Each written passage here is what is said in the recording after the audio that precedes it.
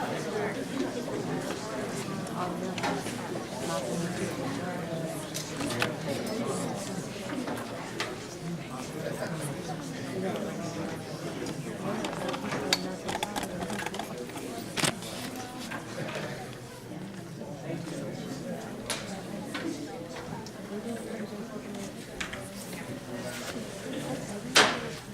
to the Monday, January 12th Board of Education meeting. Please stand for the pledge. Would you like to lead us, please?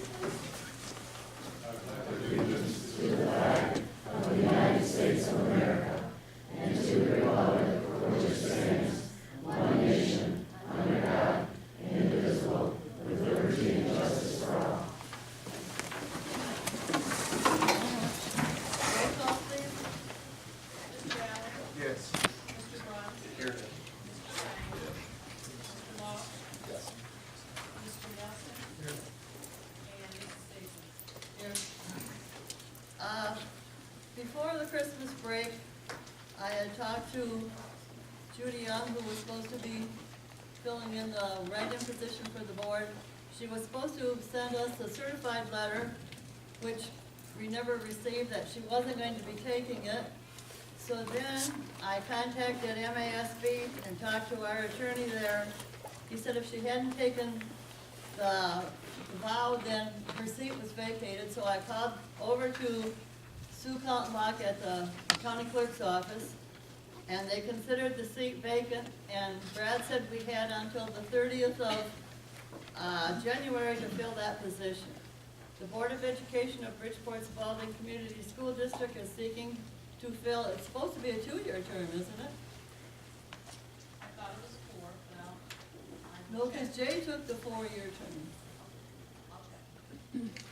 Interested citizens who are legally qualified may make application to fill this vacancy. The Board of Education will review and screen applications and determine which candidate will be appointed to the board at a special meeting on Monday, January 26th at 6 p.m. Applications are currently available at the Board of Education offices within the high school, 4691 Bearcat Boulevard in Bridgeport. Deadline for the application is Friday, January 23rd, 2015 at 2:30 p.m. Okay, citizens' comments. If there are any citizens in the audience who wish to be recognized by the Board of Education for the purpose of making a statement or asking a question, this is the appropriate place on the agenda. Citizens should fill out the public input card and give it to the president prior to the meeting. Please stand, state your name, and proceed with your statement or questioning. This is not a time for making complaints about employees. Employee complaints should be referred to the administration in writing, and you have a 3-minute limit. I have 2 forms. John Rhimes. I'm going to decline based on the information just given about the open board seat. Pardon? I'm going to decline to speak based on the information just given about Okay. the open board seat. Larry Brown.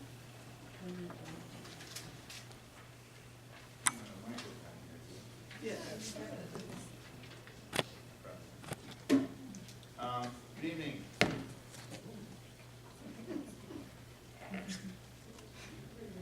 I didn't set it up. What's that?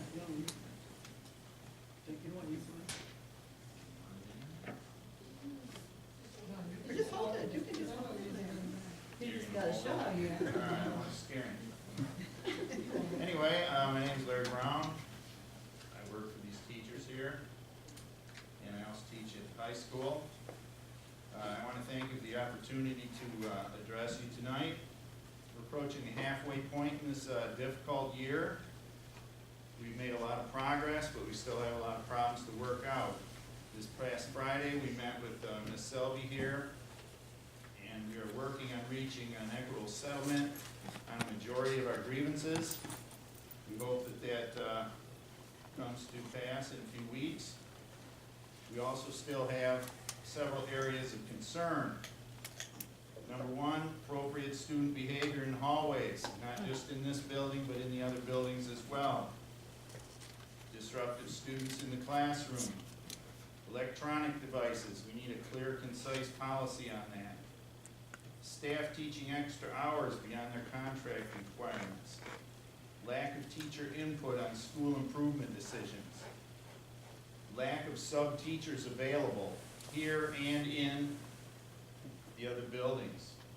And we also have a shortage of supplies. We are chronically short of paper. This leads to a very challenging teaching environment. We are charged with raising test scores. Often we do not have the resources to do so. This in turn builds a very poor academic climate that we're very concerned about. We're working very hard here. We need all the support we can get. This has led to low staff morale. We work hard, we seldom get credit for it. We have academic coaches that are not providing help to us. We need a lot of things in order to do our job well. These are some solutions.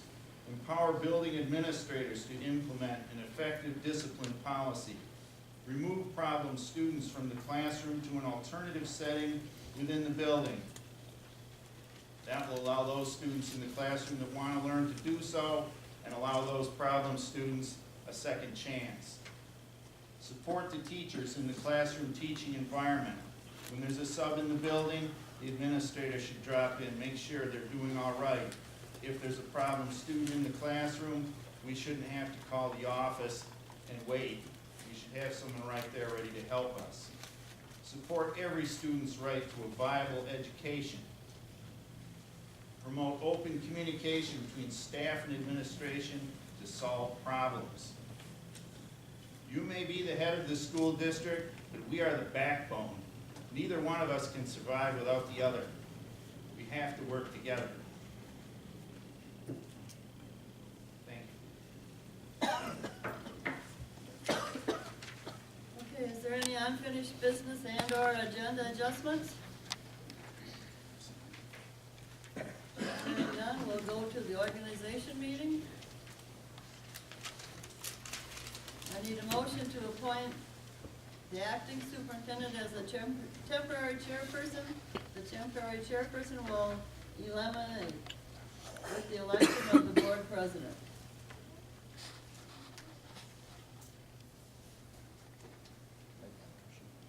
Motion by Larry, supported by Dempsey, to make Mrs. Selby the acting temporary chairperson. Roll call? Mr. Bruns, Yes. Mr. Lang, Yes. Mr. Long, Yes. Mr. Nelson, Yes. Mr. Allen, Yes. and Mrs. Sears. Yes. Thank you very much, board members. It is my role as the temporary chairperson to conduct the election for the new officers. And actually, it's just, I'm conducting the election for president, and then I will turn it over to whoever our president may be, whether it's Ms. Sageman or someone else. So at this time, the chair will take nominations from the table for the office of president.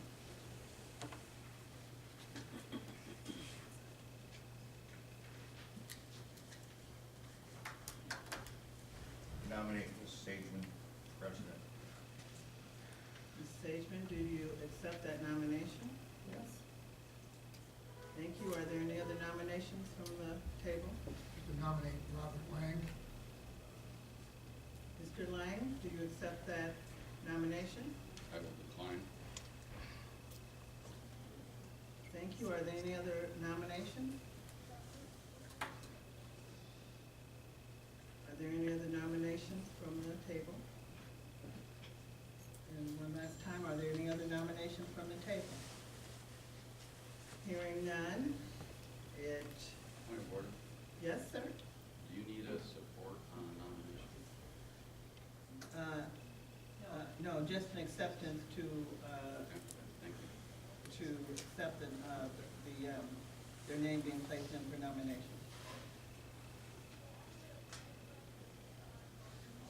Any other points of order? And and I'll ask another time, are there any other nominations from the board? Hearing none. Those who are in favor of Ms. Sageman, please indicate by saying aye, and we will have a roll call. Get that roll call. Yes, roll call Just roll vote. call. Yes, roll call vote. Mr. Lang, Yes. Mr. Long, Yes. Mr. Nelson, No. Mrs. Sageman, Yes? Mr. Allen, Yes. and Mr. Bruns. Yes. Thank you very much, board members. At this time, I will pass the gavel back over to our new and returning president to conduct the remainder of the organizational meeting. I will now entertain a motion for the office of vice president. Madam President, I nominate Mr. Bruns. Are there any other nominations? Are there any other nominations? Are there any other nominations? Hearing none, the nominations are closed. Roll call, Robin? Mr. Long, Yes. Mr. Nelson, Yes. Mr. Allen, Yes. Mr. Bruns, I vote for myself. Yes. Mr. Lang, Yes. and Mrs. Sageman. Yes. I will now entertain the motion for the office of secretary. Nominate Bob Lang. Are there any other nominations? Are there any other nominations? Are there any other nominations? Hearing none, we'll have a roll call vote for Bob, please. Mr. Nelson, Yes. Mr. Allen, Yes. Mr. Bruns, Yes. Mr. Lang, Yes. Mr. Long, Yes. and Mrs. Sageman. Yes. I will now entertain motion for nominations for treasurer.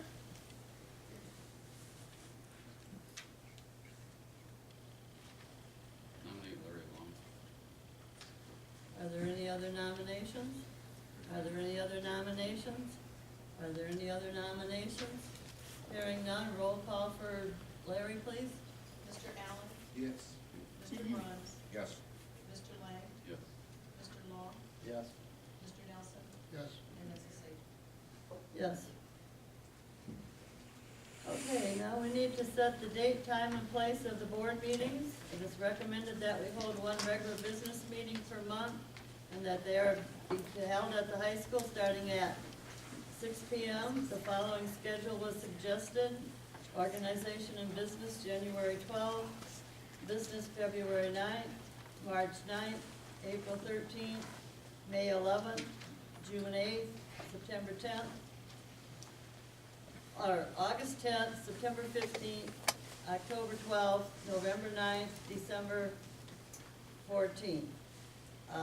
Please note that the spring break is March 30th through April 3rd.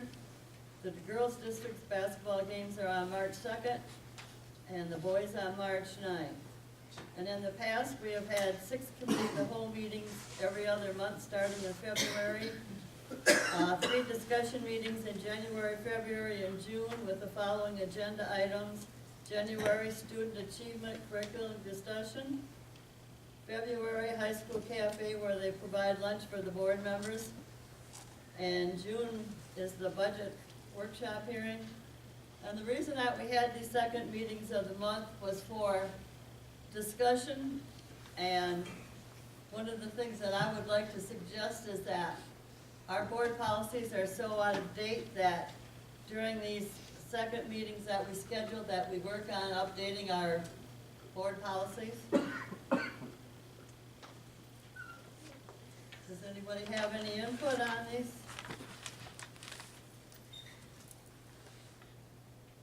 One way or the other? The reason we decided last year to go ahead and schedule the second meeting every other month was that it's easier to schedule a second meeting, and then if we don't need it, cancel it, than it is to try to get everybody together for a special meeting. Because if you know in your schedule right away that they're set up this way, it's a lot easier.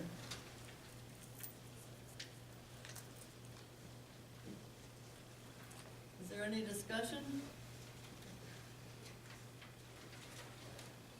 I Yes, need a motion. Well, I for one would encourage that we go through the board policy because there I can't hear you. I, for one, would like to go through the board policies because they're in desperate need of some work, so. On those special, those Yes. other, every other month, Yes. we will designate them for board policies until we're done. Yes. Is that okay with everybody? Yes. Okay, I need a motion to approve the regular and special meetings as scheduled. I'll make that motion. Motion by Larry, Support.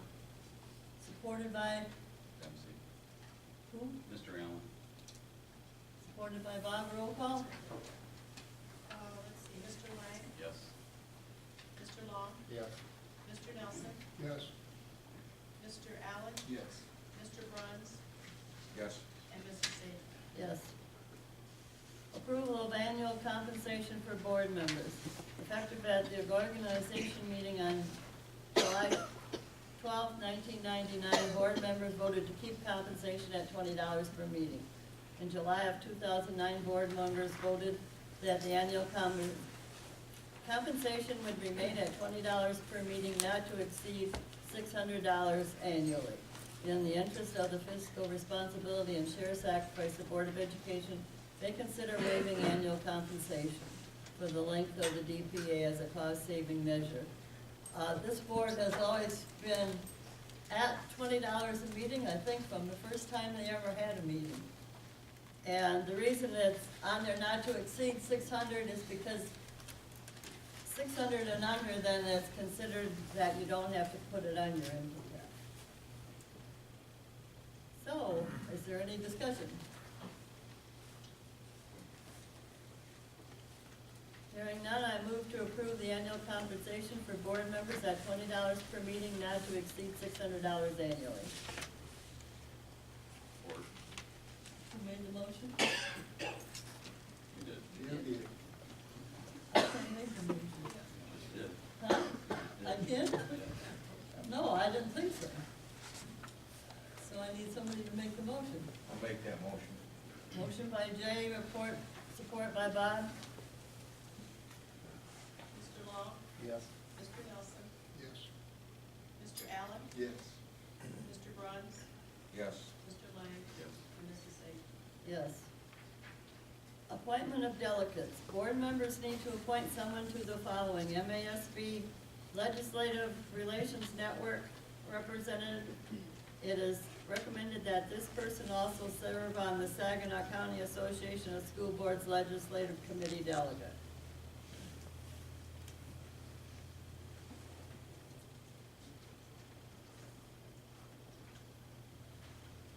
I need a motion to approve someone.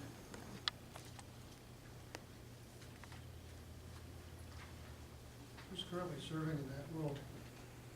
Mr. Allen, I believe.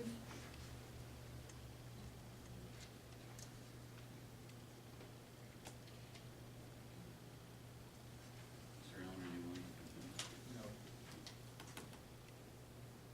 I'll nominate, he says, nominate Pat Nelson. I need some more information on this one of these meetings. They meet during the day. The state legislative committee meets once a year. They have an annual luncheon in a all-day meeting down in Lansing. And then the county one, I don't know how often, Is it monthly, Mr. Allen? it never used to be. In the morning. Is it in the,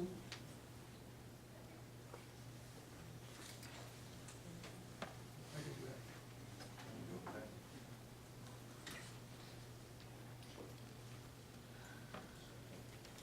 I need support on that? Motion by, I made the motion. yeah. motion by Jay, support by Dempsey. That Pat Nelson be our representative on the state and the county legislative committee. Roll call? Mr. Nelson, Yes. Mr. Allen, Yes. Mr. Bruns, Yes. Mr. Lang, Yes. Mr. Long, Yes. and Mrs. Sage. Yes. Then we need to appoint a member to serve as the alternate.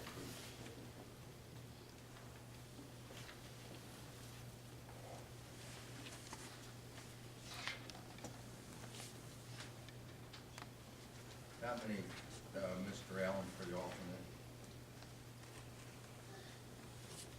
Is there support? Or Motion by Jay, support by Bob. Roll call, please.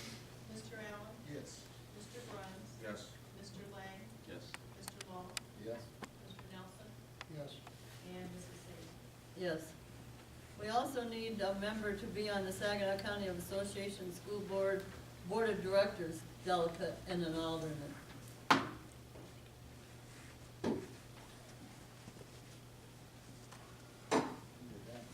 Huh? We did that with that. I think, Bob, wasn't it between you and Dempsey, you did both of them? Mm, Huh? I haven't, no. No? I haven't either. Huh. I don't know who- Do you remember who did it last year, Ron?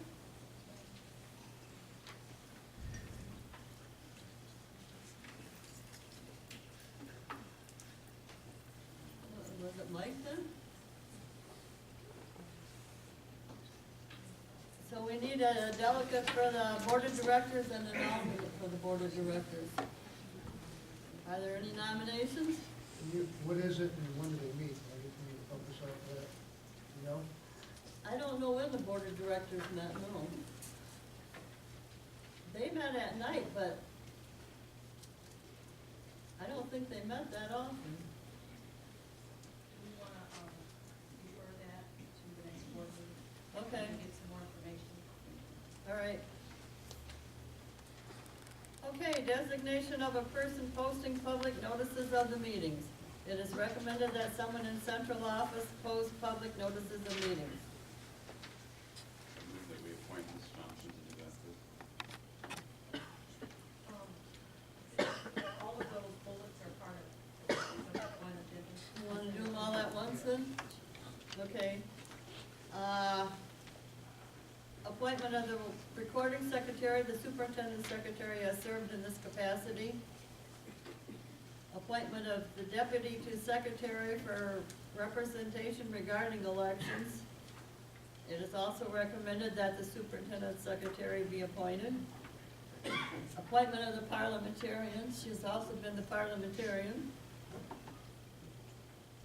Bonding of the school district personnel, it is recommended that the bonding of be set at a minimum of $10,000 for all employees except the superintendent of schools and director of business, who are bonded at $1 million.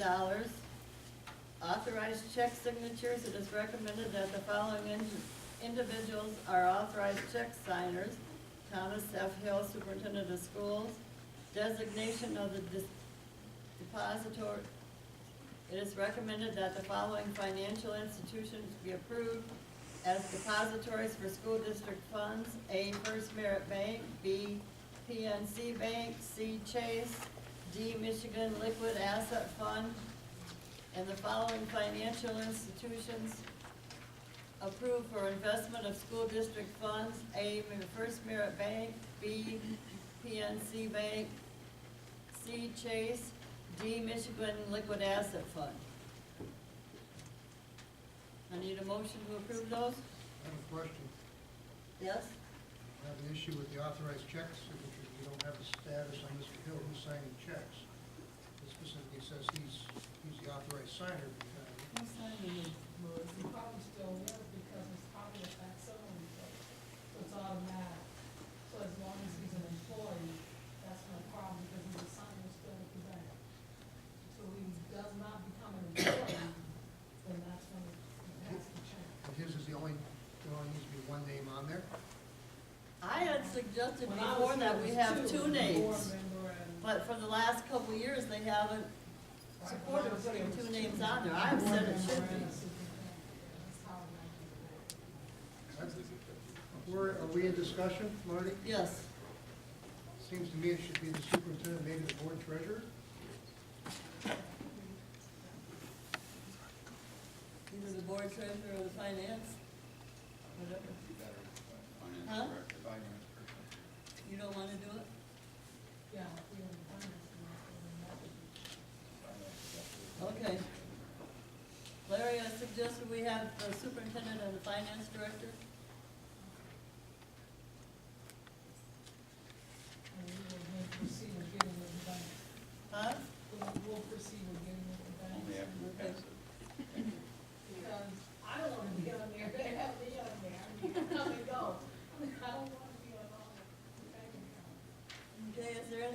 discussion?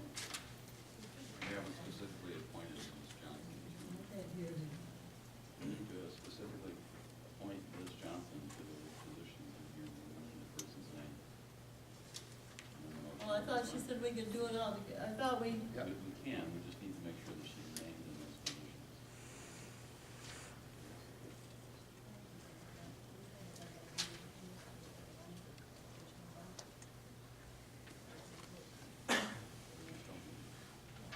So it's based on title, and everything,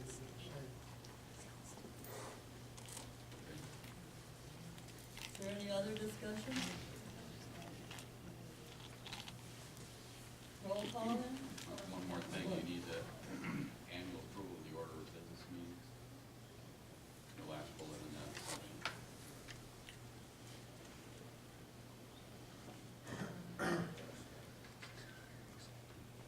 Okay, the annual approval of order of business meetings, administrations recommend using the same format that was used in the 2014 Board of Education meetings.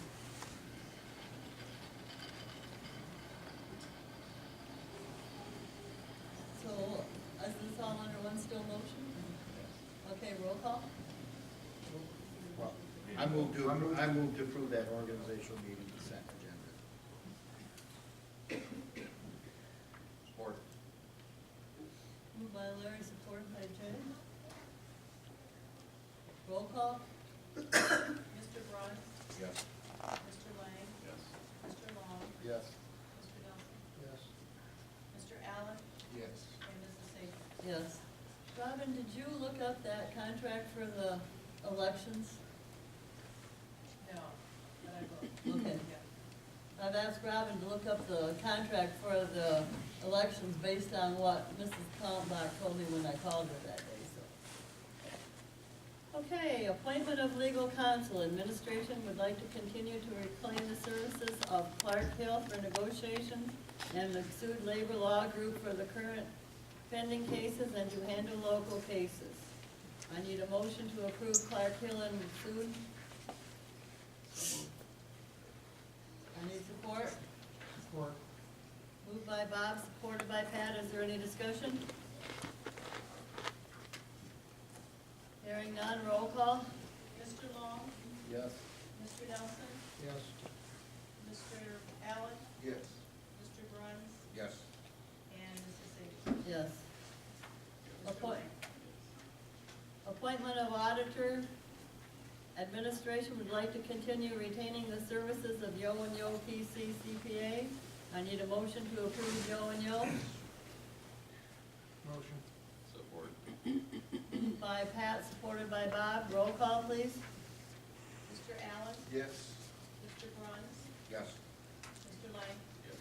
Mr. Long, Yes. Mr. Nelson, Yes. and Mrs. Sager. Yes. Board of Education scholarship discussion. It was requested last year that this item be a part of the organization meeting agenda for discussion. Board members were asked to review the criteria for awarding the scholarship and the amount given.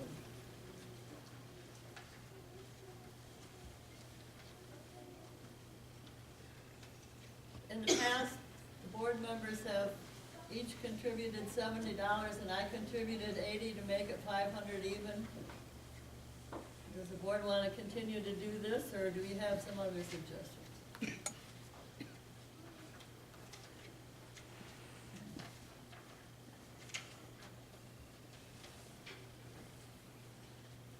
I'm fine with it. Do we need to vote, on that too? Okay.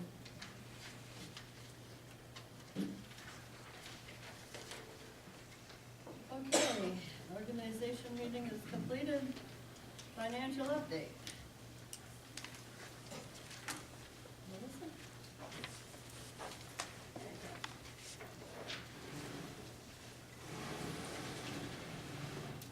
I hope the board doesn't mind if my back is too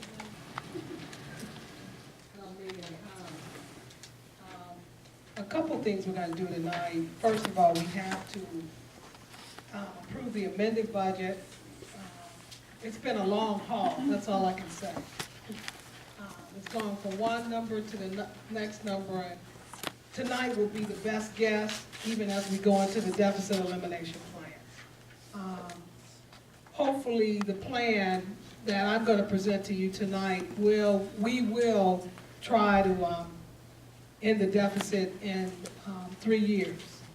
That's only if we all work together. Everybody has their own agenda, won't work. I'm going to just tell you straight up. The board has to be in line with staff has to be in line with the board. I'm only here to help, but I am not God, and I am not a miracle worker, because I wouldn't be standing here if I was. So this is the best guess based on what could happen in the future. End up getting with maintenance some of the issues regarding our buildings and trying to put that in there, trying to find out where we're going to be staff-wise. And it could change, it's just a budget. My prayer is that state will approve it and we'll try to work. It can be tweaked. There's a little wiggle room, but not a lot. And one of the things I'm concerned about, if we don't work together, it won't work, period. I'm just, you know, I'm that type of person, I just tell you straight up. And I'm going to give you a little history of what's happened in the district, because I think everybody needs to know going forward. But I'm hoping we don't have to have a 5-year plan. My thing is that I believe we can get out in 3 years if we work towards it. I'm not going to, there's some things that I took out of it in terms of revenue. We might or might not receive it. If we do, that's a plus for us. If we don't, it's already out. And based on staff now and probably adding a staff, you'll see that in there. We're going to try to make it work. And that's all I can say as we start. Based on this year, enrollment and our revenue is up, that's going to help us this year and going forward. So I had copies handed out. Everyone may not have a copy. This is not on a PowerPoint. So small, it's kind of hard to do. Is that the board has a copy of the amended budget, which is the 2 pages, maybe 1. This is what this year may look like. It's only a budget. We may come out better than this year. We tried to get all the expenses we anticipate in. Staff has been coming and going, so things change. One day I have a count for staff, the next time I have another count. So we'll try to see where we go from here. I will be here till June, in and out, so I'm not going to leave you tonight and not try to work through it till June. We anticipate we may receive $16.4 million in revenue. And that's based on where our enrollment is. State aid is in here based on our last status report that was in December, on December 22nd. So these numbers are close to real. It also in here is carryover, which has to come out in the following year, and carryover for Title I as well as GSRP. The expenses going from elementary all the way to maintenance, we anticipate we will spend $15,268,000, leaving us with a fund balance of $1.2 million. That could go up, that could go down. In here is anticipated costs that may incur from, of course, utilities and a few maintenance costs. But it's based on the staff we have at the present. And we know when staff leaves and someone comes in, there's a reduction in cost because that person's coming in at not the high rate when someone retires. So this could be even higher. We'll just see what happens. So this is a budget, and that's what it's called. So this is what I'll have to ask the board to approve as an amended budget that we'll have to send to the state along with our deficit elimination plan. Now I'm going to start with our deficit elimination plan, and what we tried to do is try to give you an idea of what has happened over the years. I think history is important. From 2011, this is where we stood in terms of FTEs that we're paid on, not necessarily enrollment. So every kid that comes in the door, one way or the other, we may or may not be paid on. But this is based on what the state is paying us from the status report from the previous years. As you can see, we've always increased, going from 11, 12, 12, 13, 15 students, and of course the big whopping 155, we know that was an influx of BV students. So that's the reason why that happened. Now going to this year, another 44 students based on enrollment. Now you might say, well, shouldn't it be higher? That's what the state is paying us on as I speak today, as of December. And this is 90% of this year's enrollment and 10% of the spring enrollment of last year. That's how we get a blended count. Estimating, I want to be conservative, so basically we came up maybe an average of 10 kids the following year and 10 kids the next year. Now we know, the state knows that we increase every year, so that's not going to be an argument. I can really argue that one down. You know, maybe 20 or 25 kids, but I want to be conservative. I don't want to give you a plan that makes you look like, wow, we're going to have a ton of money, and we go to spend it. So that's really what we've been paid on over the years. So I have no problem with defending at least an increase of 10 students. And we know things are going to change. We may have 20, we may have 25. Going to the next slide, this is a breakdown of what we look like right now. Now I know, Brother Larry, we may not have 80 teachers on board, but we do have 80 positions that are out there where we should be at least have. We have some vacancies, yes, we need to fill. Some have been vacant for a long time. Myself and Carol Selby is making sure they're posted and we can get those filled. However, we know we're going to save some money based on those vacancies. So right now we have 80 positions, 5 professional educators. Those are the ones we call, those are the ones that you may call coaches. Custodial staff, we have, Mike Miles is our delivery person. Right now, I don't know, the bus drivers could shift. Right now we have 21, 8 secretaries and 2 administrative secretaries, and 3 directors and principals. Right now we have, according to payroll, 3 bus aid. We have a position already that was never taken out of budget for director of finance, and we have teacher aides. I wanted to break down teacher aid because when people see 21, they're like, wow, what are they doing? But as you can see, they're aides from special ed to behavioral to librarians and preschool aides.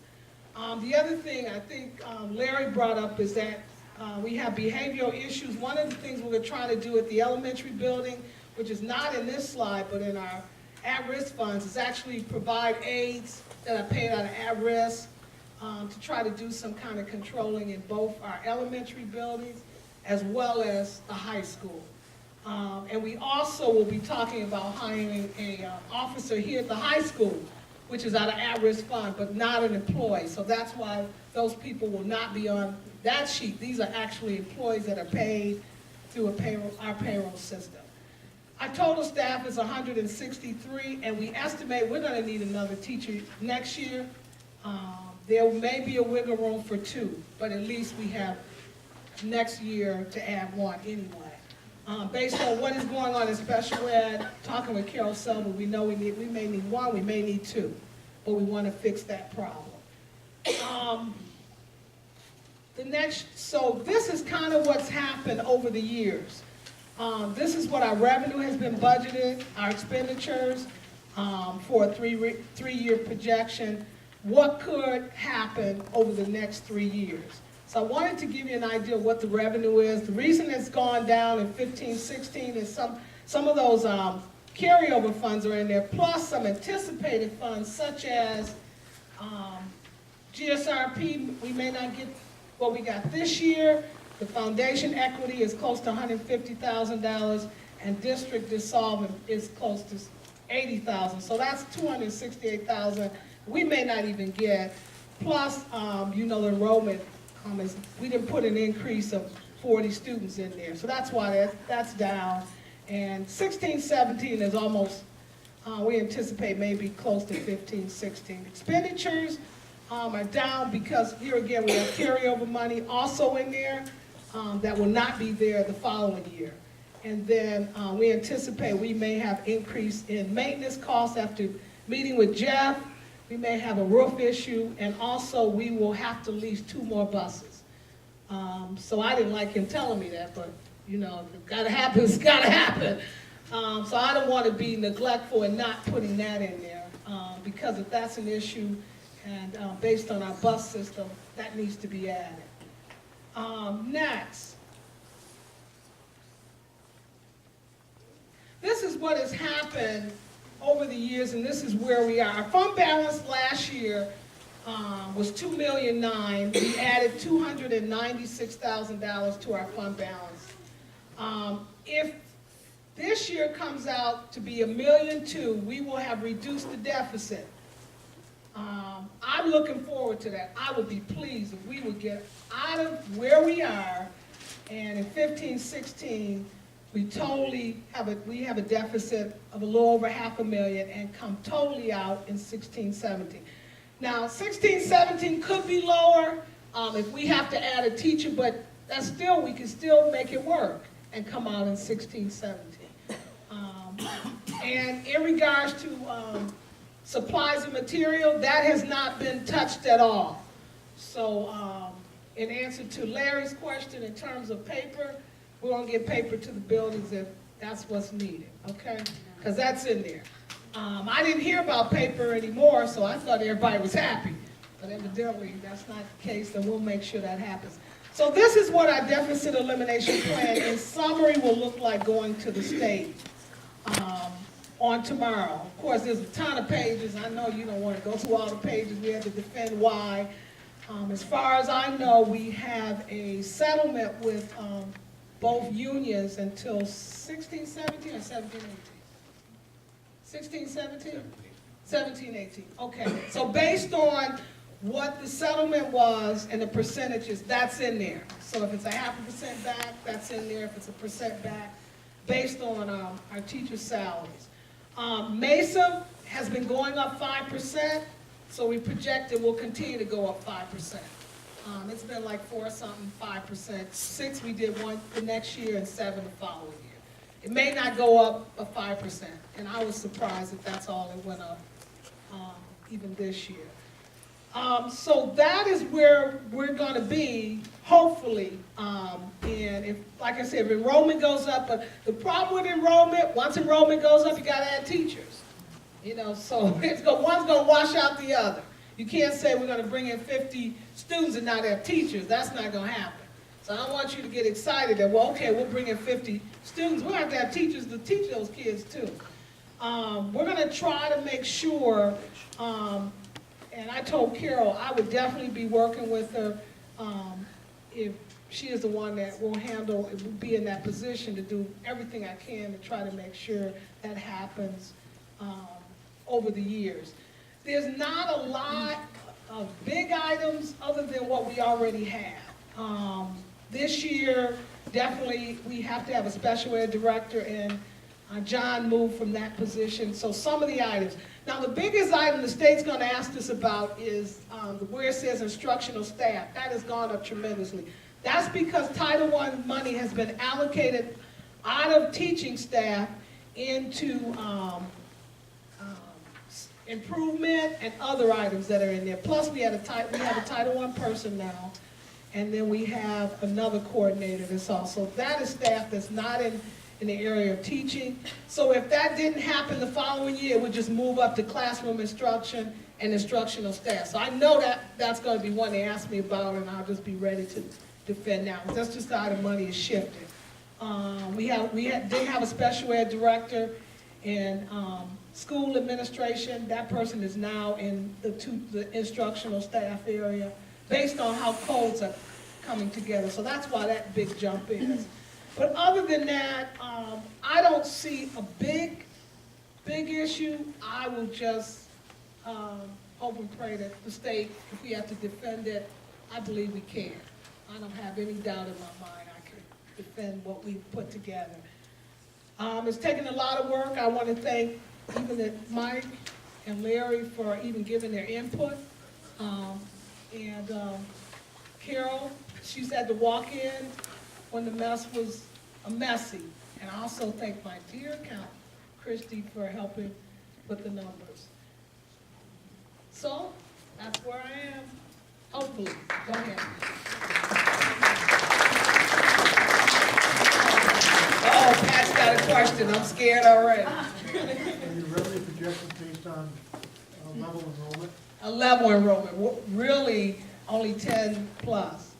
So if we, and you hear rumors, and I'm not gonna start with those rumors, because I don't want it to be said, Melissa said it, but students come from everywhere else and want to come back to Bridgeport for whatever reason. It's gonna change. But ladies and gentlemen, when kids come, we gotta add staff. So I don't want anybody to think that we gotta add staff. So I want to be conservative. I even had, and Pat shared this with me. He said, one of the things you definitely don't want to do is try to tell the state we're gonna come out next year, 15, 16, because if you do, they'll be expecting that to happen. Yes, we do have wiggle room if we don't come out as 15, 16, but I think if we work together, I think we can. And if we can keep the grievances down and whatever else we need to do, I think it'll work. I just really do.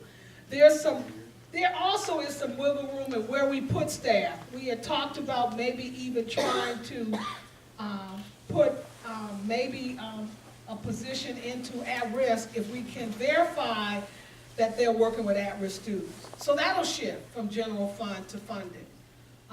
So we're looking at all kind of options to work, and I hope we can continue to work together. I want to see it through, so I'm hoping that will happen. Any other questions from the board? Anybody got any more questions? Okay. Thank you all. Thank you. Explain where the Title I money? Okay, Title I in 13-14 was used a lot in classroom situations. So we had a lot of teachers charged to the area of see where the 100 is? So they're 125. Those are teachers that work in the classroom. If they don't work in the classroom and they just help you out, they have to be in 221.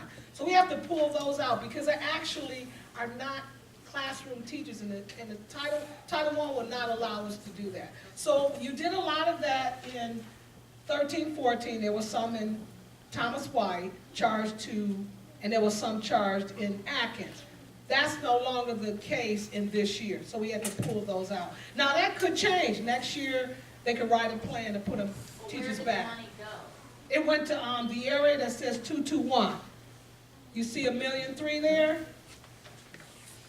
So it is basically being used for more professional development. We have the 2 teachers now, because they are not in the classroom.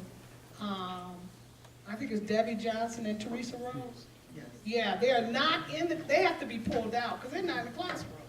And then we have a Title I director, which is Carol Selby, and then we have a coordinator, I think it's Regina. And then we have a lot of PD in there. So there's a lot of PD in there. And I know you all have been going and we've been getting forms to pay the teachers in PD. So that's where the biggest portion is. So Title I could change again. So the money would just be shifted, because whatever you get, you have to spend. So it's just like an in and out kind of thing. And then you have carryover money that was in last year that won't be in the following.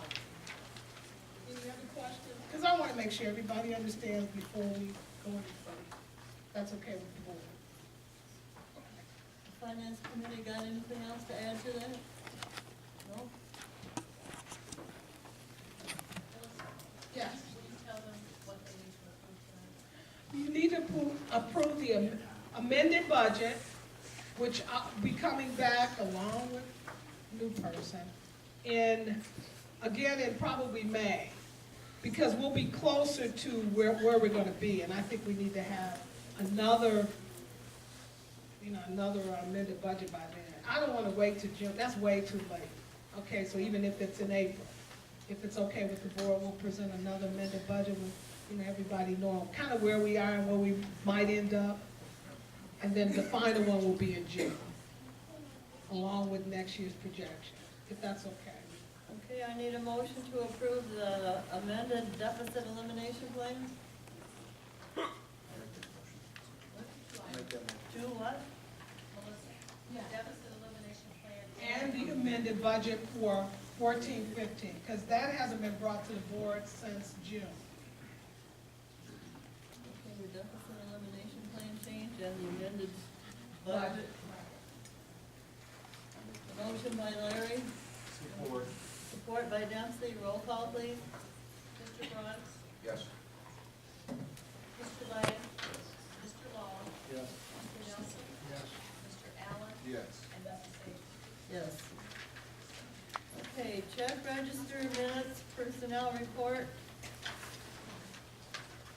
We need action to approve. Madam President, before we approve the personnel report, I have a couple of additions.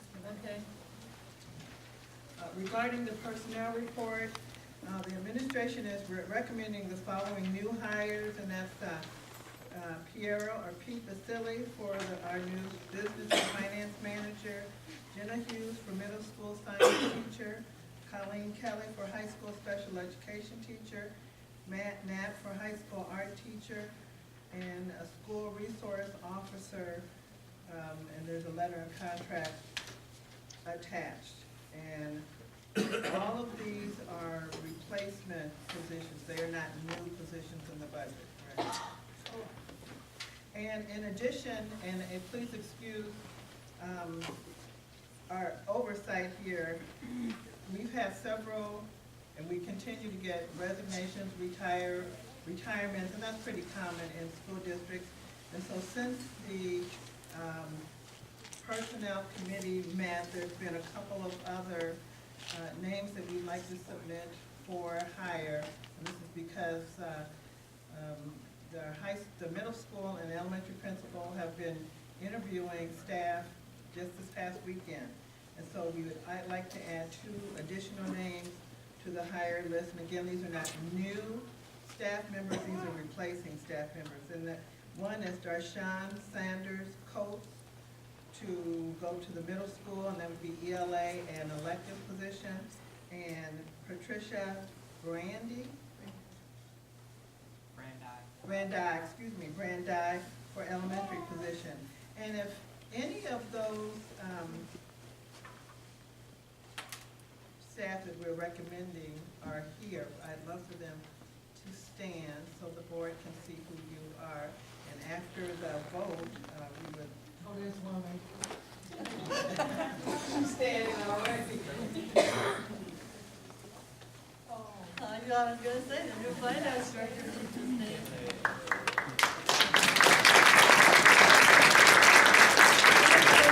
Well, this is Piero Basili, and we are so, as part of the interview team, we are so excited to be getting a finance director, and just we're keeping Melissa and Christy too. And now who's up? Just raise their hand. Okay. Colleen Kelly. For high school special ed. And are any of our others here?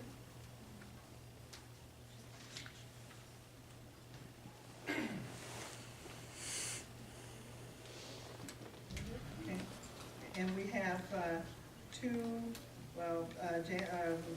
several letters of retirement. Some are coming, some are pending. But the one that is absolute is Jan Alderton, middle school science teacher. Yes. She is, we received a letter of retirement, and it looks like she doesn't want to be recognized. But you cannot help but recognize someone who has given so many wonderful years, and I do mean wonderful years. Jen was here when I was here teaching umpteen years ago, and she was here before I came. You don't look a day over 30. but it is very appropriate to recognize your many years of service. Should we say, do you want to tell us how many years of service? This is my 43rd.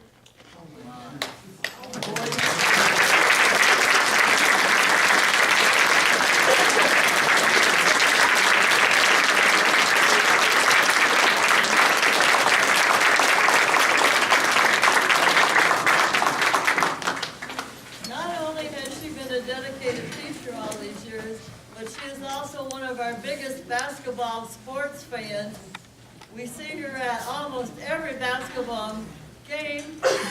even though she no longer has those students. And I always enjoy seeing her smile come into those Well, I meetings. have to tell you that there's a retirement rule that you can't go back into the school for a month, but I emailed and I can go to basketball. Well, yeah, but you belong to that school. This school over here is basketball, that's not the same. But I can still go to basketball. So they said that was okay. I enjoy seeing you come in. Thank you.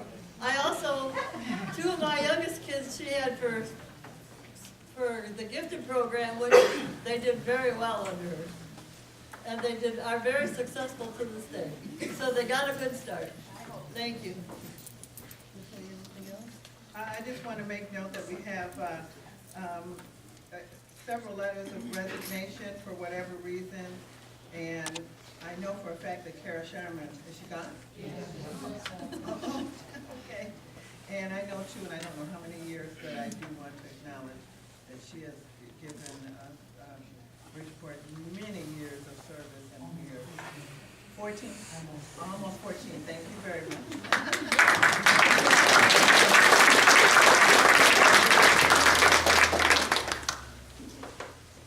And we do have several positions that are still open, and there'll be several more interviews coming up very shortly. We want to make sure that we get as many of these positions that are open filled as soon as possible. The students deserve a certified, qualified teacher in those positions, and we're working real hard to get those positions filled without violating our debt elimination plan. That's real important, that we do not violate that. And that's all for my report. Okay, I need a motion to approve the December 2014 check register, the Monday, December 8th business meeting, and the personnel report. Would someone like to make that motion? Moved by Bob, supported by Jay. Roll call, please. Mr. Lang, Yes. Mr. Long, Yes. Mr. Nelson, Yes. Mr. Allen, Yes. Mrs. Sageman. Yes. Okay, reports. Mrs. Selby? Madam President and board members, I thought it was very appropriate, not that we're going to do this for every meeting, but to give the board and the community members, staff members that are here, an update on what our administrators are doing in their buildings. And so each administrator is going to give a brief. You have a written report from them, and they're going to give a brief verbal update on what's going on in their building.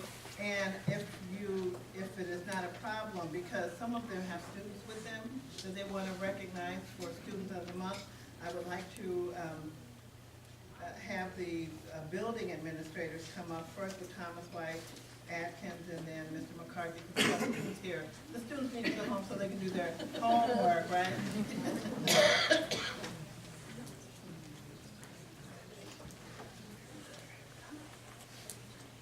Mr. Rand will also give you a little update on the priority plan. Yeah, well, you can turn that podium around. Grab the mic, or. We're fine. I got a teacher voice. I didn't lose one.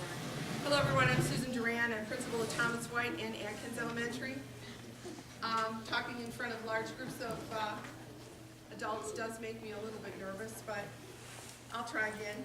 At both Thomas White and Atkins during last month, we had a wonderful opportunity to host classroom experiences for parents and then offer them a music experience for the holiday. That went over very well. I think we had about 175 parents and guardians at Atkins and about 150 parents and family members, guardians at Thomas White. We plan on doing it again. It's an opportunity. Parents do love to come in and watch their students and learn what's going on in the classroom. So by integrating music and that activity in the classroom, it was a joyful experience at both buildings. At Atkins, we have the peer-to-peer group going. That's where students are paired with other students. Some students with disabilities, some students with just general ed students, and that's going very well. They help them during times like the lunch hour, And it builds a support group, not only for the special needs kids, but also for the mentoring students, the general, and it just flows. The kids are having a great time with that, they help one another, and it's a wonderful opportunity. Another thing that's going on at both schools is virtual field trips. Kids really love that. It gives them an experience that we cannot provide for them to take them places. So we bring it into the school. It's a great time and the kids love it. The students at Thomas White got to talk to Santa just before the holiday break, so that went over really well. One other thing at Thomas White that, well, maybe two things. We have, the kids get to earn terrific tickets. They get to take their tickets to the office and get prizes. And that goes over real well, the excitement there. Our little ones get to walk to the office and get recognized for doing the right things and being good students. Another thing that occurred, this is in November, the Grape Seed representatives. Now, Grape Seed is a program that is done at Thomas White. It's a language acquisition program, and the Grape Seed visitors came. It was kind of like the dignitaries from up on high, and they were very, they enjoyed the visit that they had, and they saw wonderful things happening. Some of the things that happen with Grape Seed is that it has a music component, so the kids are, again, joyful when they're learning. One other thing, Parent Advisory Group is up and working at Atkins. We hold 2 of them a month, and it's a growth opportunity for us, so we continue to hope that we get more parents to come in. So, last time that I got to speak in front of the group, I was a little bit nervous, and being the newbie, I got so nervous I forgot to mention Thomas White. And I've apologized a million times, but I was nervous. I'm kind of nervous right now. So I'm going to start with the students that we want to honor from Thomas White. We have Paradise. Her teacher, Miss Notter, noted that Paradise is reliable and she's very hardworking. She always strives to do her best in regards to behavior and her schoolwork. She enjoys school, is helpful, doesn't complain, and contributes positively to the classroom. I thought she was. Paradise here? Yes? No? All right. Then we have JL Garth. JL, his teacher, Ms. DeHaven, reports that JL displays the utmost respect to all his staff and students. He is kind, caring, and is always willing to go the extra mile. He has a positive attitude. He is above reproach in everything that he says and he does. Hi, JL.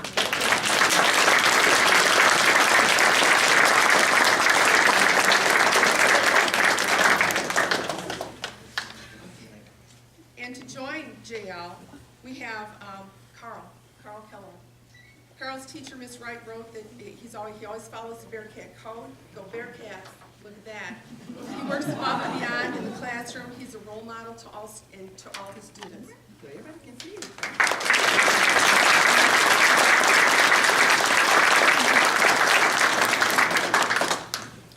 Another Bearcat that we have here is Kylie Barnes. Kylie, come on up. She's a very responsible and conscientious student. Her teacher, Miss Dooley, wrote. She's always offering to help other people, other students, and to help them feel welcome into our community. And I wanted to share with you, Kylie's not feeling very well today. She actually went home and she's joined. I kind of wondered if she was getting sick to her stomach because she was a little bit nervous to come. But so Kylie's here, even though she's not feeling well. So thank you, Kylie.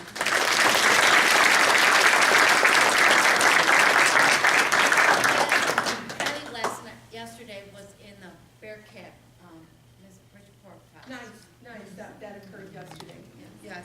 So we have recognition certificates for the students, but I seem to have left one off, so we'll make sure that the kids get those. We also have 2 more students that we'd like to honor. First, we have Joy Green, and Miss Thomas wrote that she's an excellent role model for her peers and the younger students. And then we have DeQuavion Greer that couldn't join us tonight. DeQuavion's always ready to learn. He enjoys learning and has a huge smile on his face when he understands something, when he grasps a concept that's brand new to him. So these are my students from Thomas White and Atkins Elementary. You guys want to take a while?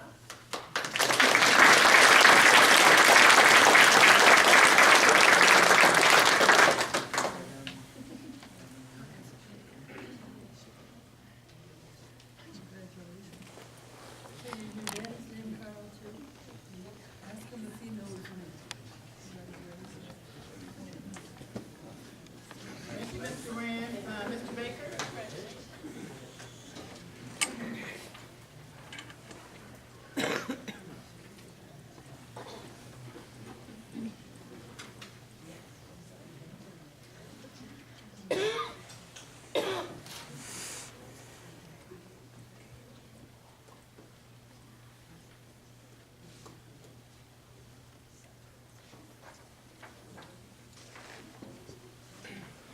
Good evening.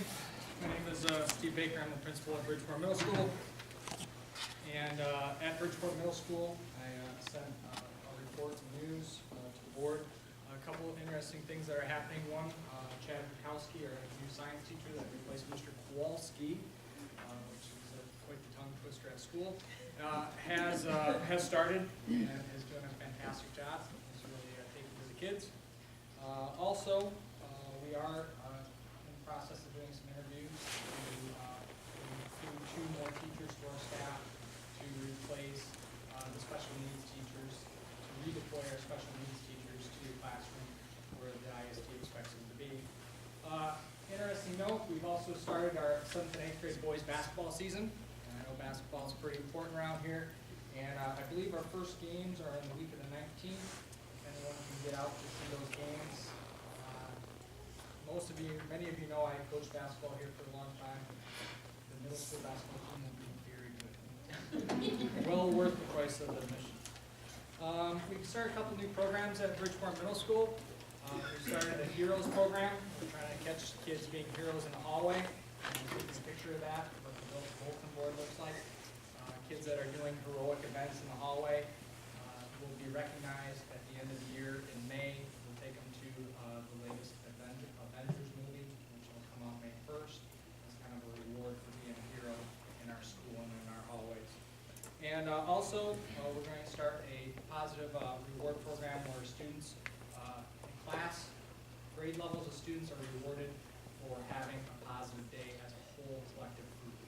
So we're trying to create that sense of family and that sense of group by getting kids to work together to make sure that they are behaving themselves as a whole in the building.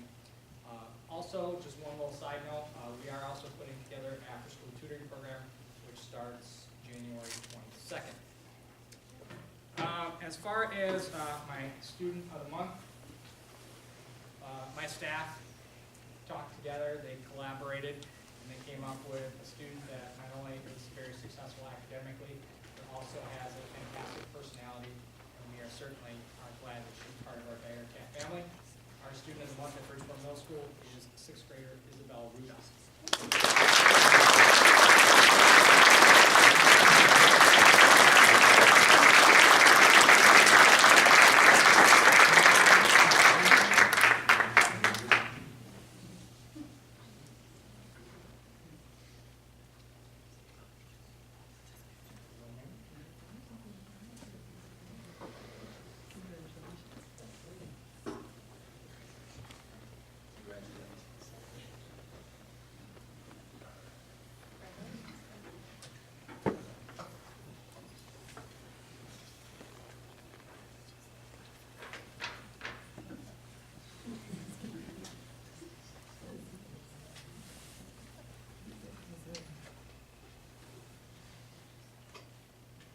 We have a staff member.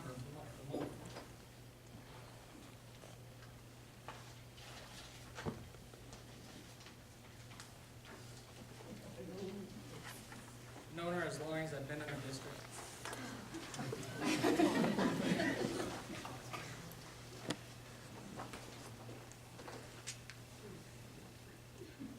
You're gonna miss it. Very much.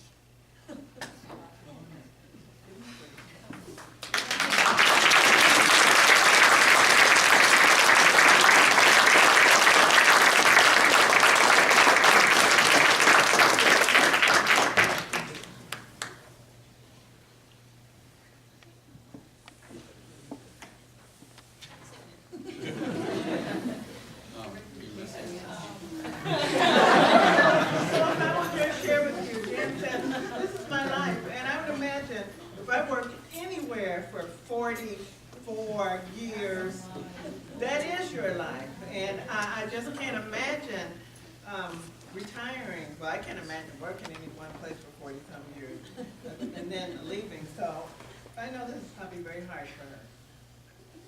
And others. Mr. McCarthy, if you could make your way up here. Oh, sure, I'll follow that, no problem.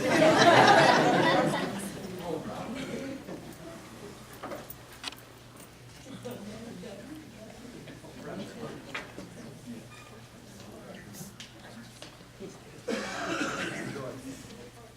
So a few updates that I have.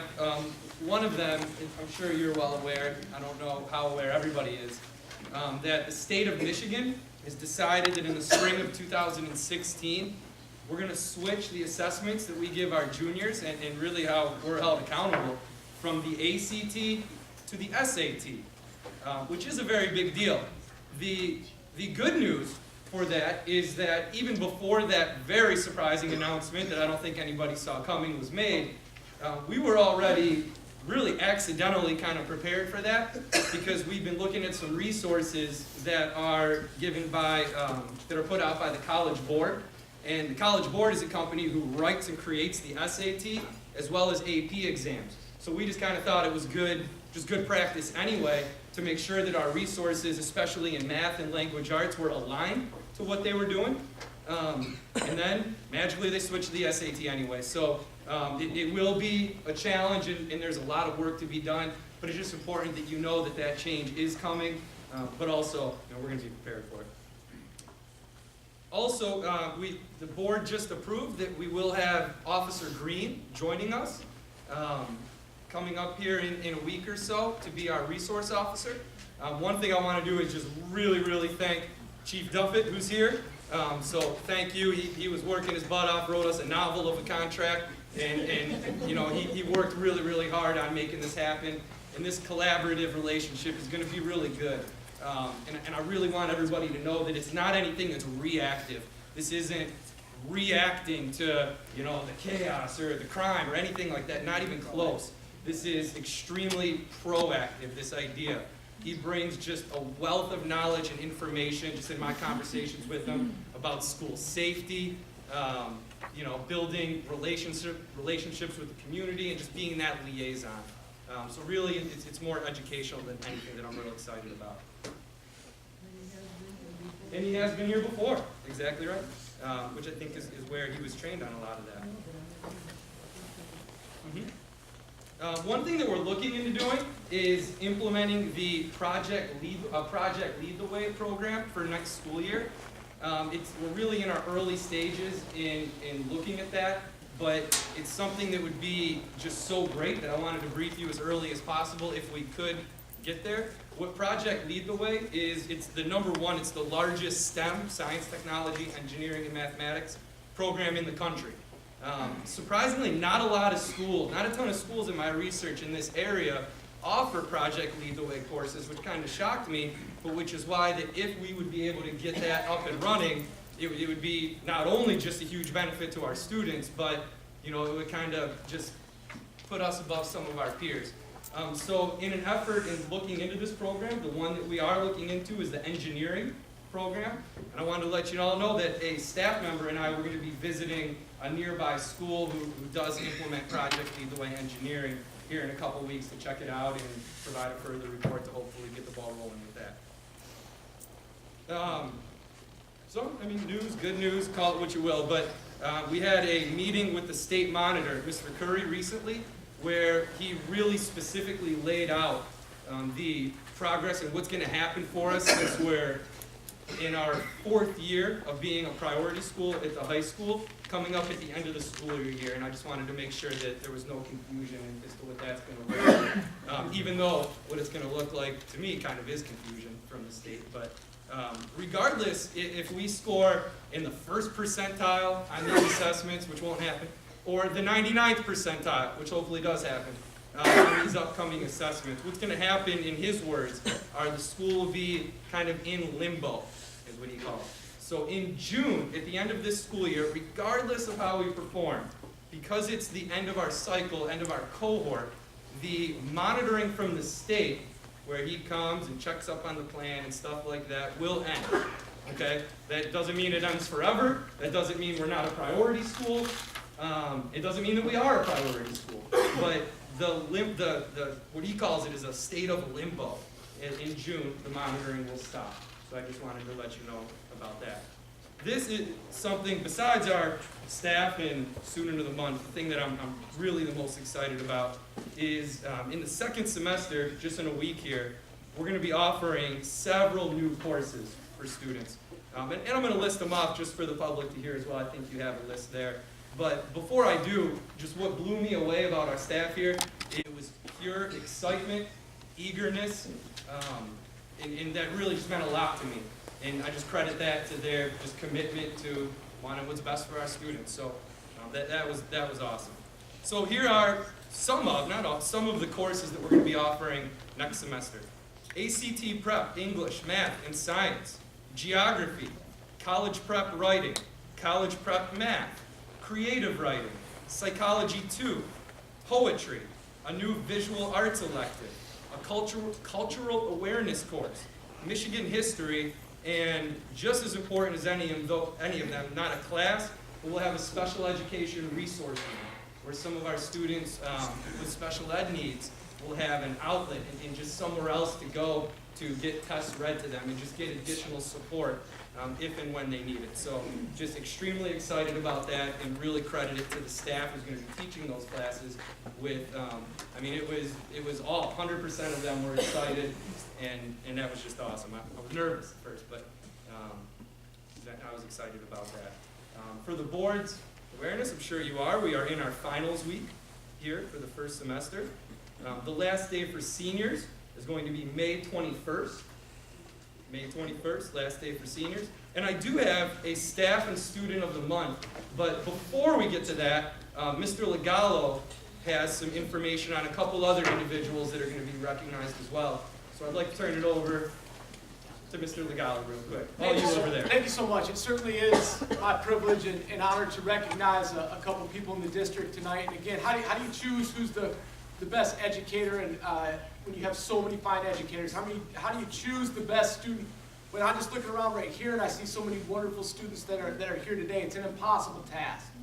It is. It's an impossible task. So understand this for what it is. It is certainly a way to honor those people who are doing what they're supposed to do, who are representing this district tremendously every day. And so, again, the first person we like to talk about as educator of the year for the district is Chantal Eisenhower, and could you stand, please, Ms. Eisenhower? And this is to the Bridgeport Township.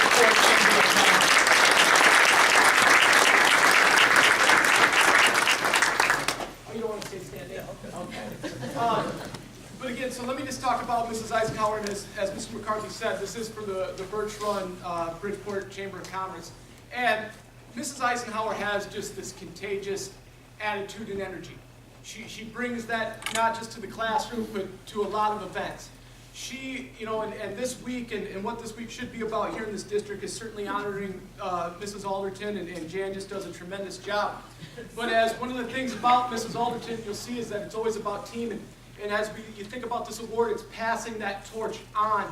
And Mrs. Eisenhower certainly symbolizes what Mrs. Alderton has done in this district. She also is visible at sporting events. She also takes time out and meets with so many people in her classroom. She's here very late. She is on top of all the best practices and uses things in the classroom that is just, you know, tremendous. So again, it is certainly my honor to be a part of a staff with Mrs. Eisenhower. So thank you very much.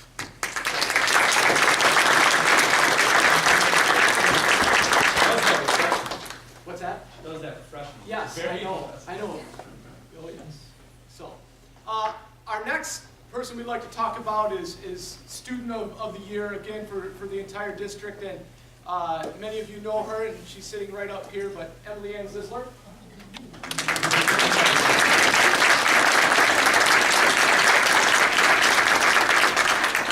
Emily, you can stand.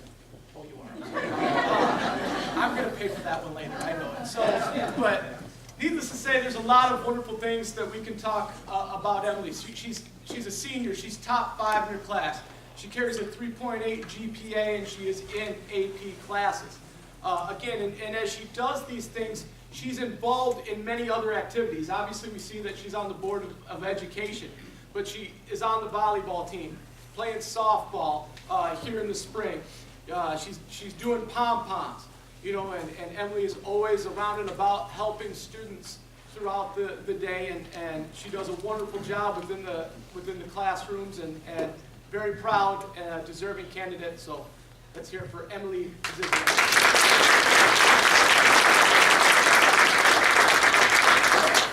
Let's keep the positivity going here. For the month, my student of the month did something that was extremely impressive, and I think the educators in here, really, I want to say almost kind of co-teacher of the month, and I think the educators here will appreciate why. So I recently had the opportunity and privilege to go and visit Bay Aranac, where a lot of our students take some career and technology classes, which I'm just a huge believer in, and I think the more we could get of that, the better. Hence the idea of trying to get this engineering program up and running too. So I was there, and where I was relating it to educators is, I know my biggest challenge as a teacher, and some of you will agree, is I have these students in here who some of them could not care less and know nothing about my subject, and you're telling me my job's to get them excited about this and passionate and ready to learn and keep them and engage them in wanting to learn? One of our students did that for me on my visit because I got to see him in action. I knew nothing about forensics. That was the program that I was seeing. And I ended up getting in trouble. I would have probably gotten detention here because of my tardiness because I couldn't leave. And I hope he didn't get in trouble because I didn't want to go on to the next class because I was so engaged and excited as to what I was learning. So the student of the month is Mr. Michael Warner.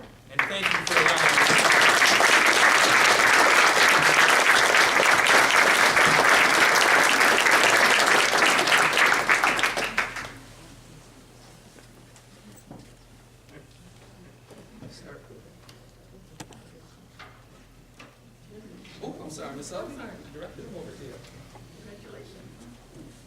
While he's shaking some hands here, we'll move on to the staff member of the month. And this, again, I'm going to talk about a challenge. This was, so a part of my job is observing teachers. You know, I have to go in and check out what's going on in the classroom. And ironically, this was, as my staff member of the month, one of the most difficult ones to do for me. And the reason was because I have to type and write what's going on and what I see. And I was having a challenge doing that for a couple reasons. One, because I was laughing most of the time. The other, because I was engaged myself in the lesson. So not only are the students engaged, here it's material that, and this is an English teacher, and I'm a former English teacher, that I was pretty familiar with, that I knew, and meanwhile, just it was being presented in such a way that still hooked me. So without further ado, Mr. Shepard, the staff member.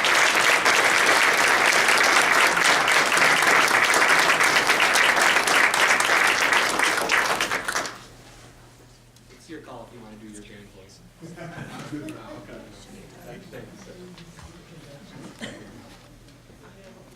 That's it from me. Thank you, Mr. McCarthy. Mr. Chapman, excuse our omission for not putting your name on the agenda, but Mr. Chapman. I thought I might be off the hook. No. Is our special ed director, and he does have just a brief update for you. Everyone here?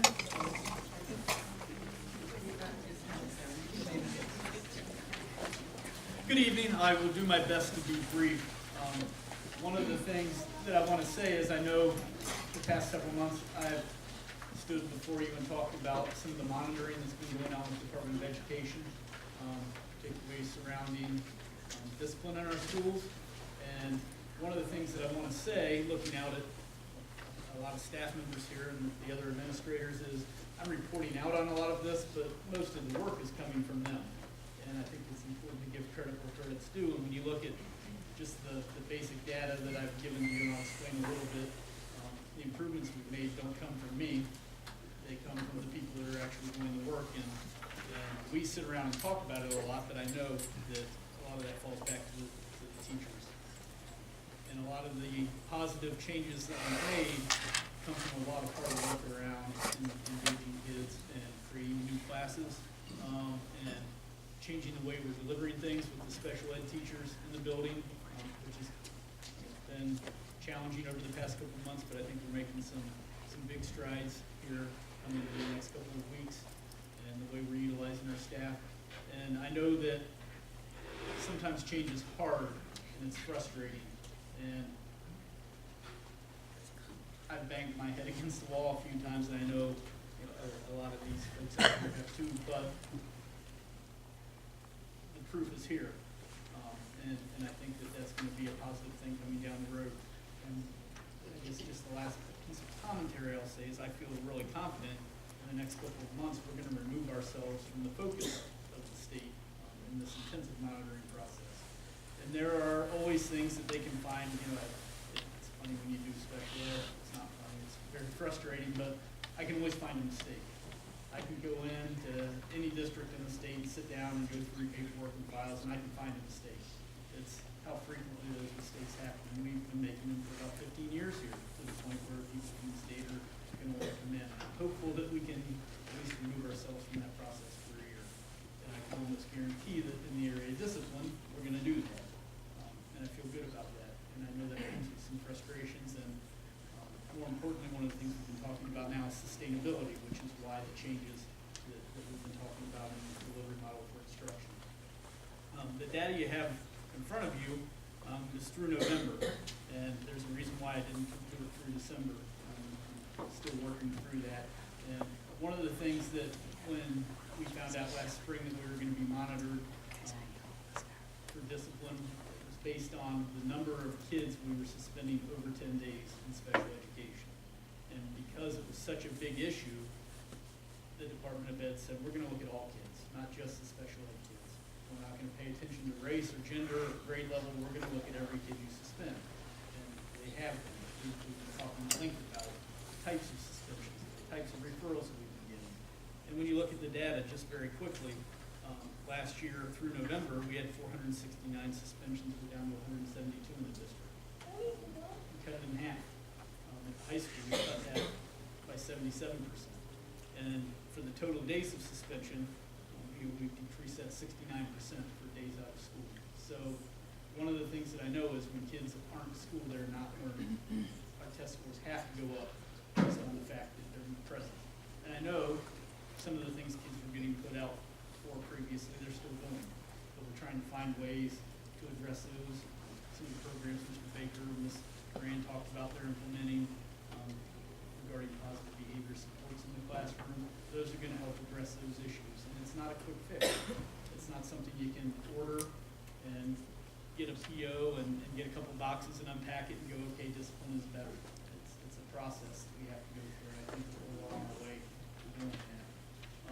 Probably the next time I come around and report back to you, I'll have a lot bigger breakdown with regards to discipline by grade level, and by gender, and by racial breakdowns, and by buildings and types of referrals, and it'll get much more extensive, which I think we had once back in the spring. So we're going to go back down that path because we've made such a significant improvement in discipline across the board. And one of the things I think we realized in our last meeting was we've done very well here, but in the process of eliminating suspensions, we've also identified some other areas now we need to be looking at. How many special ed kids are getting referred and suspended, and what are we doing with them? And then what do we do with the kids who really do have significant behavioral problems that we need to address? They didn't go away, we just have to address them in a different way. So when I look at the increases or decreases in referrals and suspensions and days out of school, that credit really does go back to the teachers, I think, in the way we're handling things and the way they've accepted the path that we have to move. So I know this is all sometimes confusing and overwhelming, and I've been thinking for the past hour how to condense it down into something that's understandable but meaningful as well. So at any point if you have questions, if you really want to get into the data with me, if you want to sit down and talk to people or give more specific information.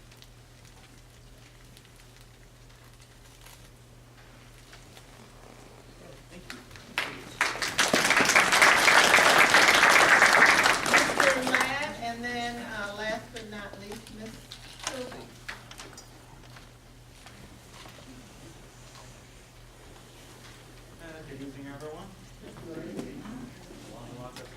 For sure, Lex.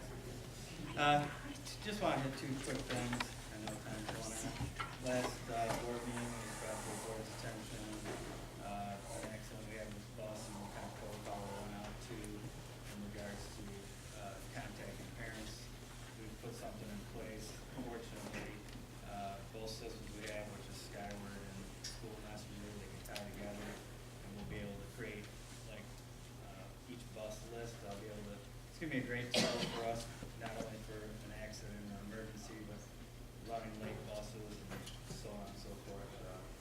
It's all in process. IT's getting me lined up computer-wise, and then I'll do a quick tutorial with Steve Baker. He's told me it's going to be done, which I was surprised it could be. And that'll be our protocol from this point forward as far as contacting parents and busing issues and such.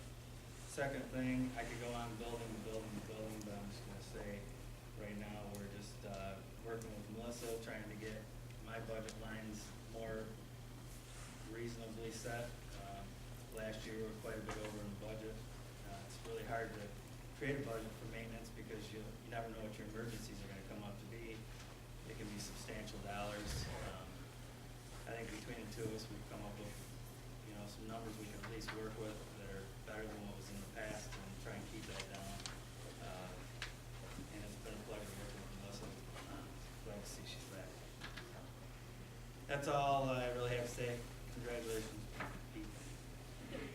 Anyone got any questions? There you go. Last but not least, Regina Sylvie, who is our professional learning coordinator or director. And this is a new position for our district, but one I think that is very useful. And she'll give you a little update on what she's been doing. Good evening. I have presented the board with an extensive document demonstrating the quantum leaps of transformation that have been taken by the teaching staff, administration team, and central office personnel. I do hope that you take time to review it. The key to true transformation is that nature doesn't move forward in step-by-step movements. It takes quantum leaps. And when it does that, the old ingredients aren't simply recombined. Actually, something new will appear in creation for the first time. It becomes a new, emergent property. Regarding Bridgeport's Spalding schools, our new emergent property is making data-driven instructional decisions. True transformation and quantum leaps have been occurring in this district since August, and it is my pleasure to update you on the immediate successes of our district. Our proof is in the data. 53% of our staff has 100% attendance at staff meetings. 81% of our staff has 70% or higher attendance at building level staff meetings. Remarkable considering that these staff meetings can occur in the wee hours of the morning before school, and they can actually venture into the late hours of the night. 20 teachers have volunteered to teach after-school tutoring to assist the students who need academic support. Keeping that into perspective, that means some teachers will work overtime at least 7 hours a week, which is like teaching students a whole another school day.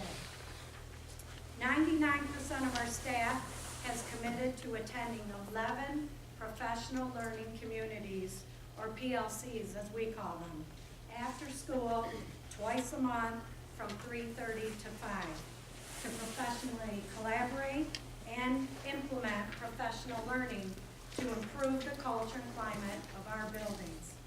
Implementing school-wide positive behavior intervention supports, or PBIS, we call in Michigan, was mandated by the State Board of Education in 2006. PBIS, or MyBlissy, was only active in Thomas White Elementary. Since August, it is being implemented in all of our schools. Committing to this time, the teachers, despite having personal lives attending all these meetings, conducting after-school tutoring, and participating in other prior district events that staff has asked to attend displays the high energy of our staff. We do go nonstop and we commit tirelessly. Learning support stations are being conducted by 6 teachers in 6 classrooms, grades 2 through 5, at Atkins Elementary, with the collaboration and co-teaching of our interventionists. They are not executed yet with perfection, but they will be soon. It is my goal to implement these learning support stations at the upper grade levels. For your understanding, learning support stations could be cited as one instructional initiative we are taking to transform from priority to excellence. I recently attended a regional conference with your area administrators and literacy coaches from our neighboring school districts. The topic of discussion was the complexity of these learning stations being implemented in classrooms and the teacher's commitment to do them. I am standing before you tonight to tell you the awareness that 6 teachers and 2 interventionists have that they are visionaries in this district. They have exceeded the colleagues in this region. They have embraced a new way of teaching, and they are a testament that our staff will take risks as learners themselves to increase student academic achievement. All the administrators also submitted formative assessments by their staff that demonstrated analysis of how a teacher will teach, the level of the student learning, and the adaptations that teachers will make to their next instructional lesson. Sounds routine, but it hasn't been common for teachers in Bridgeport to analyze their effectiveness and then adapt the next lesson for more academic achievement based on a data-driven decision. It is, however, normal for our teachers just to want to keep teaching. It is actually a national norm that teachers will do that, but our staff was willing to try. It was a little chaotic, but I do believe that each submission will eventually become more valuable in this district as our teachers realize that formal assessment will improve their Tier 1 instruction. 100% of our mathematic teachers attended professional development for focused instructional model, FIM we call it, by Blake Pratt and Christy Odie, who is from the Institute of Excellence in Education. Christy Odie, our K-12 mathematics coach, reports that all teachers, K-12 in this district, are implementing FIM, gathering progress monitoring data on 8 Michigan standards, and they're targeting their teaching more effectively for increased mathematic achievement. This FIM initiative that our teachers are doing will be used by our district for the Michigan Department of Education evaluation tool that is mandated by the state and due in June. Our mathematics teachers are also willing to embrace a new way of teaching in hopes to increase the end-to-end step scores, which is the new name of our old MEAT test. FIM just might get us some mathematic gains. The NWEA assessment reports, which I've given you, and I apologize for being very small, show that 1st through 8th grades, except 6th grade, that's 88% had an increase in student growth for reading from spring 2014 last year to fall 2014. Why is that phenomenal that I'm telling you about it? If you have ever heard of summer learning loss, you will recognize that our ELA teachers performed an outstanding feat. Research states that most students, and especially low-income students, lose more than 2 months in reading achievement over the summer, and we had 88% gain. And finally, professional development. Opportunities have been strategically allocated this year using our title funds. Special ed teachers were offered mathematic workshops for teaching students with disabilities. Our Bridgeport High School Spanish teacher will be attending a world language conference. Guided school improvement workshops will entail all of our administrators attending with school improvement teams and scheduled with follow-up PD. High school science teachers have learned more about the national standards at SVSU. Our academic coordinators received cognitive coaching. Testing coordinators will attend a state conference and local conferences. And a team attended a My Blissey conference promoted by MDE for positive behavior intervention and supports. Currently, our title budget amendments are due January 15th. When approved, more professional learning opportunities will be granted to staff and increased teaching and learning. Once again, true transformation is taking quantum leaps of faith to improve our teaching and learning. I would like to believe that our staff is attending all our PD and our PLCs because of the 300 and some instructional supplies that I have raffled off for incentives from my own personal stash, such as staplers, copy paper, expo markers, pencils, and pencil sharpeners. But I can't take credit for that.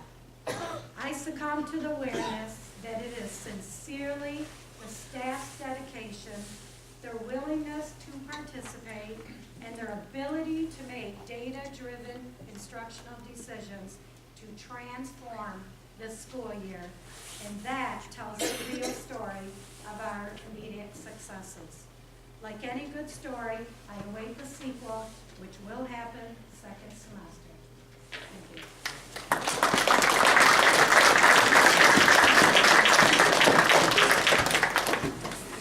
Madam President, that concludes our administration. Okay, down to board and superintendent comments. Bob, you have anything? Pat? Thank you, Jan, again, 40 years is a long time. Thank you to all of our staff for your hard work and your diligence. Thank you for beginning to work some of those things out, and also really glad to see the resource officer back. Thank you, Chief Deputy. Dempsey? It's good to really get the sense tonight that there is a turnaround and a positive tone coming from the entire district. The board, teachers and staff, as well as parents and students. Let's keep it up. Jay? Larry? Board members were given a superintendent evaluation training paper. You need to look it over. The date that it's being held is February 12th at the ISD. And then give me feedback after you've had a chance to read it on what you think of it or what you would like to do. And again, Jan, I'm gonna miss you. You better still show up for basketball. I always look forward to you coming in there. And again, thanks everybody for the great reports tonight. It's nice to see our students honored. And it's little things like that. When kids hear that other kids are getting this, that helps motivate them into wanting to try to do more things. And I said, if I ever get into the middle bedroom, I have a bunch of Beanie Babies that you could use for prizes.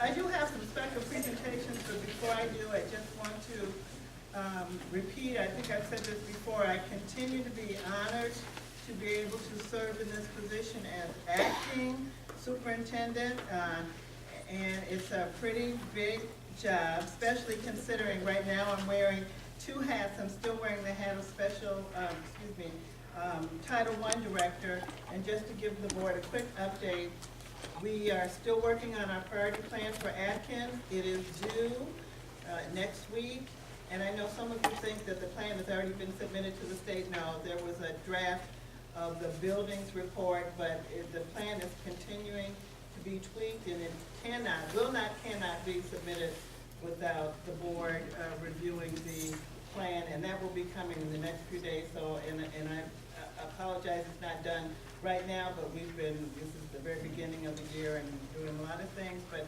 trust me, it will get to you before it has to be submitted to the state. And as Ms. Sylvie stated, in my role as Title I Director, she and I are working together still to work on the consolidated app amendments, and that's Title I and Title II. Title II being the professional development monies that we get, and Title I for our at-risk students. And we will get that those amendments submitted before the end of this week.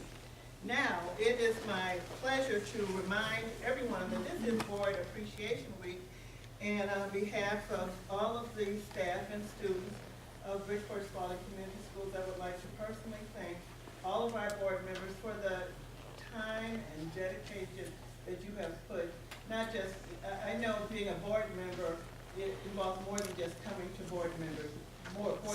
You attend committee meetings, you get numerous phone calls, and a lot of problem solving with the superintendent and staff in the district. And so, again, on behalf of the staff and students, I'd like to thank you for all of your dedication that you have devoted, and some of you many years, to Bridgeport Spalding School. And so I have a certificate for everyone, and I'll just tell you, it says, they all say School Board Recognition Month, January 2015, in appreciation of your dedication to our children and public education in Michigan. And the first one is for DFC. Thank you very much. Jay. Thank you very much. Elaine.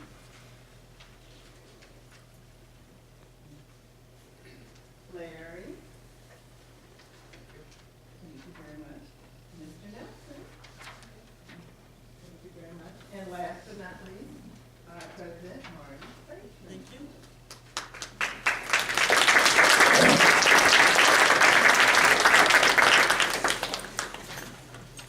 And we do have some new staff members. If I did not say this, and I know some of you are here, like Pete's here, welcome to our Bearcat family. And before you leave this evening, I know it's getting late, but please make sure you stop by and say hello to our board members. And that's all coming. Okay. Comments are done. Meeting stands adjourned.